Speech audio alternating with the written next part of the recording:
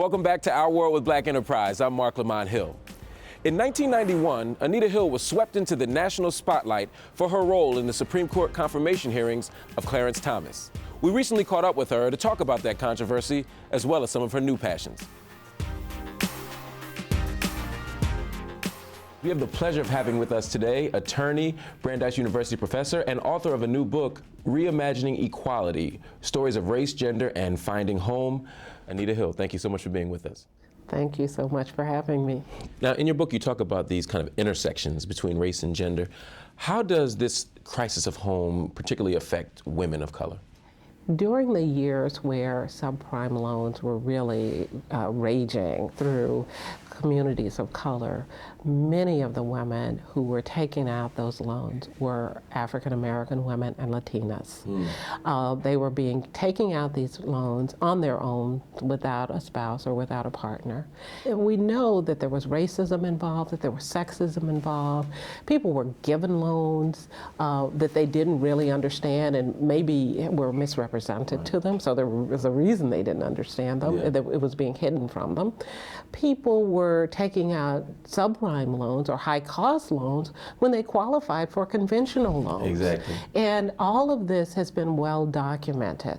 And so the proportion of those individuals who have lost their home is high. And it seems to have happened at just the worst time when we were finally getting a foothold.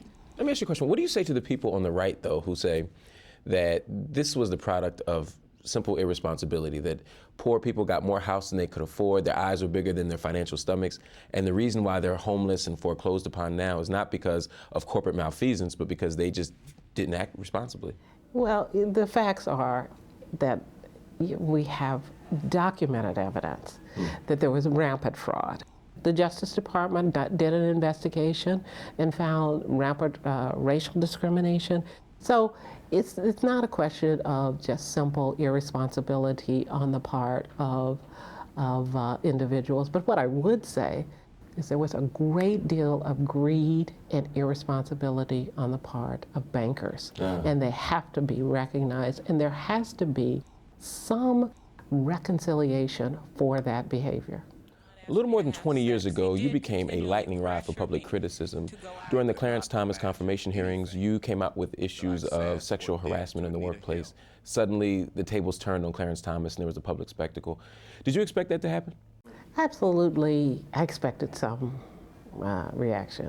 And I knew that there would be a lot of negative reaction. But let me just go back and correct one thing. Remember, there was controversy even early on in the confirmation process.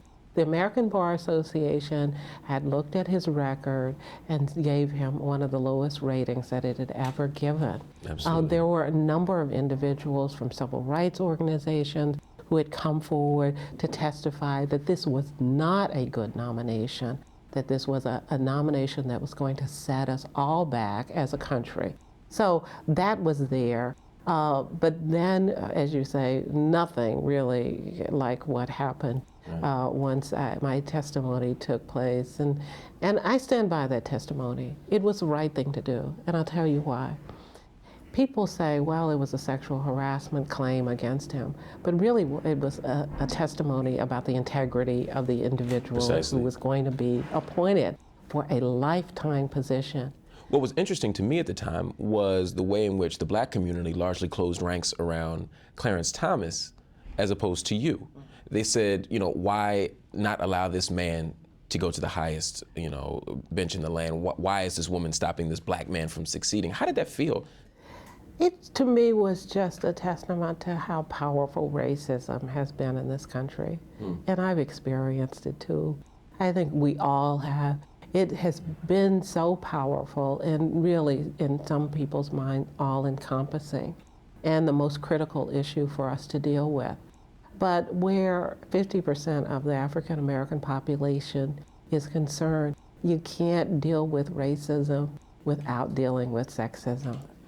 Almost 20 years beyond the Clarence Thomas confirmation hearings, we see Herman Cain enter the scene. And he's trailed by sexual harassment allegations. There's some irony to that, obviously. But how did you feel about the public response to that? Well, you know, it was a political situation, and that way the public could weigh in. Because they had a vote. In the situation involving Clarence Thomas, remember we were talking about a lifetime appointment. We're not talking about somebody who's going to could be in or out of office or position.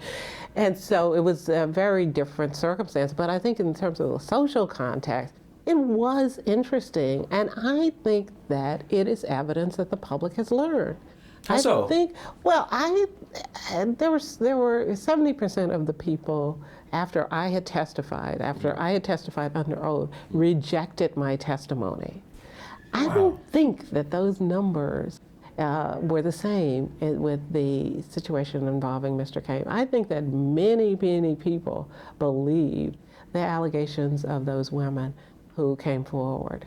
You seem so shockingly optimistic in the aftermath of everything. I mean, you were pilloried by the press, you were demonized by your own community, and yet you seem to come What's wrong with me? How can you be so optimistic?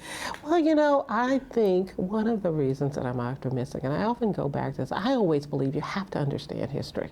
You really have to understand history to understand what the present is, and certainly to move forward into the future.